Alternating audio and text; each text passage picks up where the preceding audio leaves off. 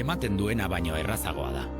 Nik ahoa bizi euskaraz egingo dut. Bale, nik belarriak prest.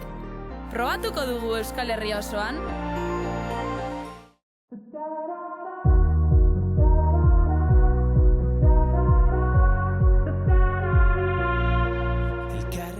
Kaixo, Itxaso naiz, Igorreko pediatriako erizaina eta Euskaraldian belarriak prest izango ditut. Beraz, egidazu euskeraz lasai.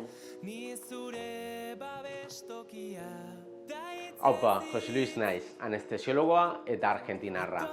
Euskaraldirako belarri prest rola aukeratu dut. Baina mingaina euskaraz aktibatzen ahaleginduko naiz. Eta euskara gehiagorekin eta gehiagotan egiten. Lagunduko didazu? Kaixo, Joana dut izena eta oftalmologoa naiz. Aspaldi lubildu egin naiz hizkuntzera erroretara eta aldudan guztizetan euskaraz egiten dut. Horregatik, aho bizi rola aukeratu dut. Txapa jarri eta irmo eutsi egingo diot lehenengo hitzetik hasita. Maria Isusi naiz, emagina. Lanean euskara gehiago egitea gustatuko litzaidake. Eta euskaraldiaren aitzakian, inguruko lankidei jakinaraziko diet belarri prest izatea aukeratu dudala. Eta nirekin euskaraz egin dezaten animatuko ditut. Aupa, ni Adirane naiz, ospitaleko fakturazio arloko langilea, eta egunerokoan euskaraz bizitzeko suerte edukin arren, badakit lanien askoz gehiago aldugula.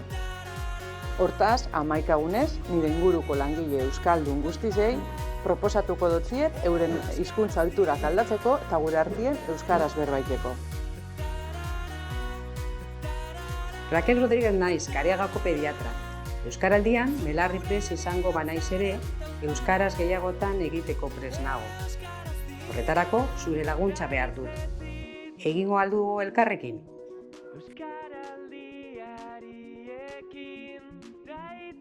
Kaixo, Maite Errazio dut izena, euskalduna eta euskaltzalea.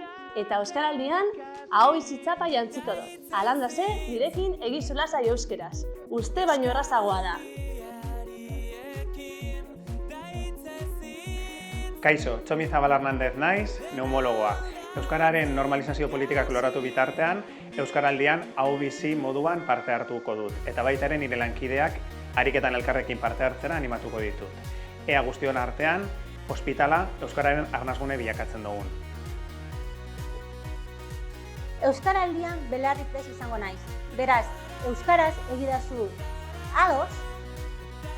Aupa, ni Asier naiz, zeladora, da 11 egun hauetan nire lehenengo hitze euskaraz izango da. Dolan jarraitzuko dut, parin dekotenak, gazteleraz hitzeko esan ezien.